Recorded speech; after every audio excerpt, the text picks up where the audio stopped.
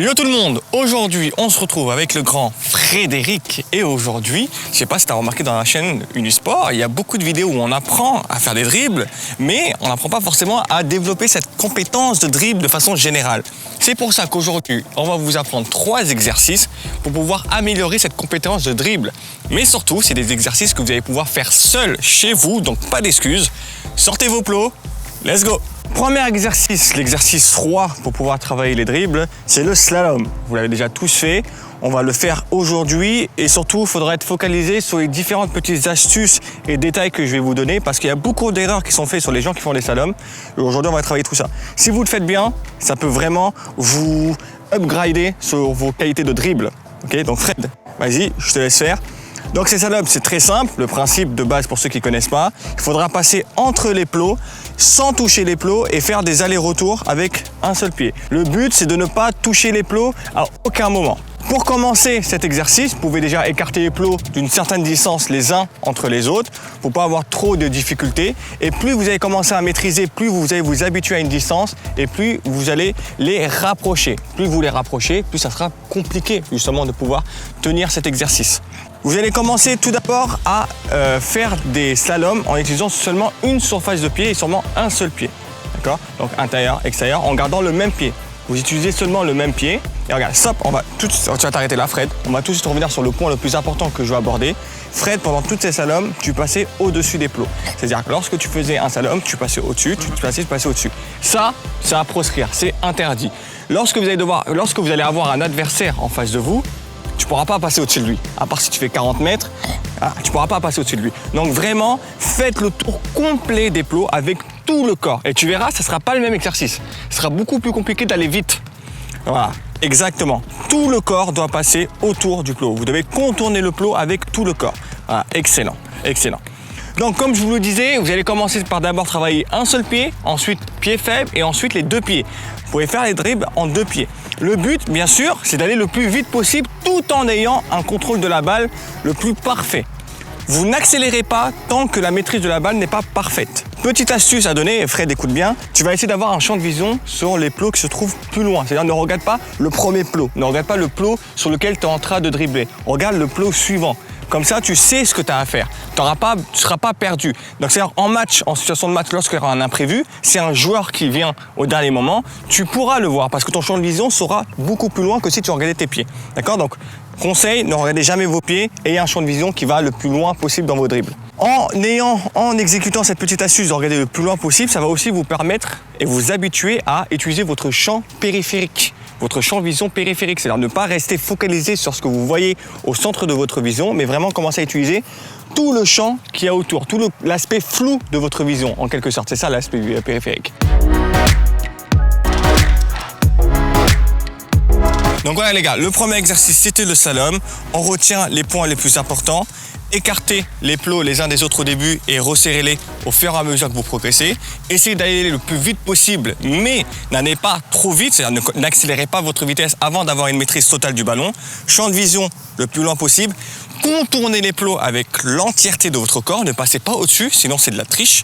Faites ça le plus longtemps possible. Moi, par exemple, personnellement, cet exercice, je le fais avant chaque match, je le fais à chaque entraînement pendant au moins 10-15 minutes. Vous allez voir qu'au bout d'un moment, au bout de 20 minutes d'exercice, déjà ça aura travaillé le cardio assez vénère, mais au bout de 15 minutes d'exercice, vous allez voir que ça va devenir quelque chose de très très naturel, ces changements de direction et ces dribbles.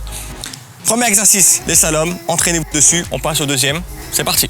Deuxième exercice, c'est un exercice que j'apprécie particulièrement, c'est quelque chose que je fais assez souvent avant les matchs et voire avant les entraînements.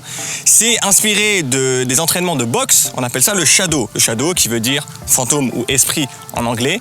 Grosso modo, comme dans les mangas, vous allez vous imaginer un adversaire. Et lorsque vous allez vous imaginer cet adversaire, tout seul, vous allez essayer de le dribbler le plus de fois possible.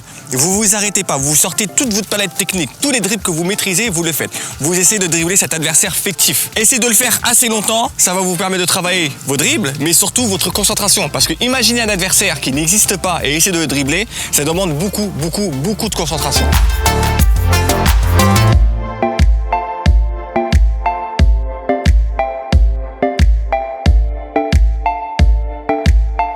Voilà, donc vous avez vu, c'est un exercice qui est assez simple à expliquer, qui est assez simple à réaliser, pas besoin de matériel ou quoi que ce soit.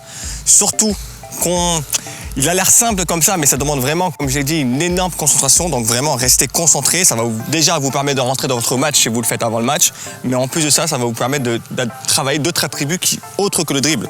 D'accord? Donc vraiment, cet exercice, je le conseille vraiment que vous le fassiez à tout moment possible. Avant le match, avant l'entraînement, après le match. Bon, peut-être pas, mais lorsque vous vous entraînez, faites-le. Deuxième exercice, le shadow. Je pense qu'il est assez simple, assez compréhensible. Je pense que vous avez compris le truc. On va passer au troisième exercice et dernier exercice. C'est parti.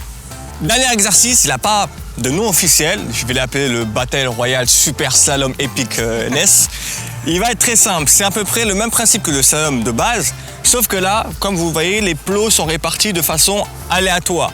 Le but du jeu, ça sera de rentrer dans cette zone et de contourner les plots et de rester le plus longtemps sans toucher aucun plot. Tous les conseils que je vous ai donnés au niveau des slaloms sont à réutiliser ici, mais en plus des conseils que je vous ai donnés au niveau des slaloms, là, quelque chose d'important, ça va être d'utiliser toutes les surfaces de pied et les deux pieds de façon aléatoire. Qu'est-ce que ça veut dire? Grosso modo, ça veut dire que les trajectoires que vous allez avoir dans cette zone devront être le plus hasardeux possible. Vous ne devez pas prévoir votre déplacement. Faites en sorte que ce soit à peu près les mêmes conditions qu'en match. En match, l'adversaire va venir à droite, à gauche, de derrière, de devant. Vous n'allez pas pouvoir prévoir cette intervention du défenseur. Ici, faites pareil. Allez dans tous les sens. Au dernier moment, décidez de changer de direction. Au dernier moment, décidez d'accélérer. Dernier conseil, comme le fait Fred depuis tout à l'heure, vous le voyez, il accélère de plus en plus. Faites-le aussi. Mettez un temps chrono et essayez d'aller le plus vite possible dans cet exercice. Vous allez voir qu'il est beaucoup plus complexe que le slalom, mais il va vous permettre de travailler beaucoup plus. Et surtout au niveau du cardio, parce qu'on le voit, le petit Fred, là, il n'y arrive plus. Donc au niveau du cardio aussi. Plus vous allez maîtriser cet exercice, plus vous allez vite, plus vous le maîtrisez, plus vous rapprochez, vous rapetissez la zone, et plus vous maîtrisez, et plus vous augmentez le temps de travail. Aussi simple que ça. En conclusion, on a fait 3 exercices, on les a montrés très rapidement. Le petit Fred est déjà mort. Non, ça va.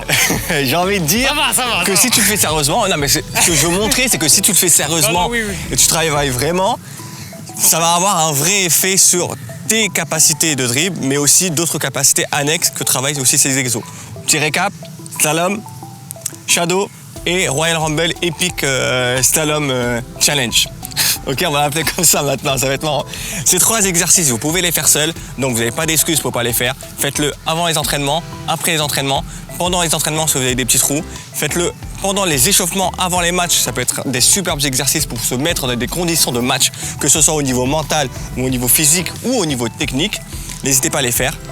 Et puis voilà, j'ai envie de dire, les 3 exercices sont présentés. S'ils vous ont plu, comme d'habitude, commentaire, comme d'habitude, le like, comme d'habitude, l'abonnement. Vous pouvez retrouver les tenues de Fred et mes tenues sur la boutique Unisport qui se trouve juste là. Et nous, on se retrouve la prochaine fois pour une nouvelle vidéo.